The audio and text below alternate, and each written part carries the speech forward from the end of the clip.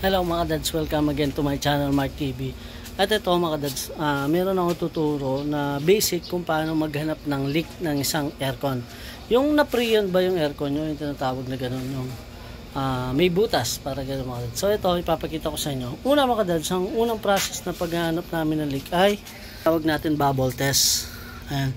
So binabubble test natin siya. Kung pasin nyo mga dads, bumubula siya ng bumubula.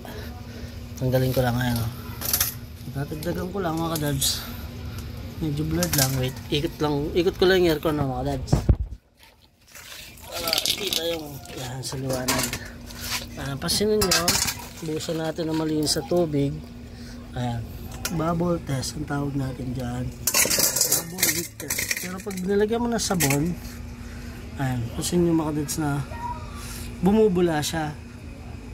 So ganyan po kami naghahanap ng leak. Pangalawa, ang gagawin natin, yung tinatawag nating submerge o yung ilulubog mo yung unit para makita mo yung leak. Parang ganito mga dads. Bubuhatin ko lang ha. Ayan, ang gagawin natin, bubuhatin natin yung unit. Ayan, tapos lagay. Ayan. So ganyan po yung submerge natin. Short video lang tayo po. Kung pansin nyo, kita ba? Ayan.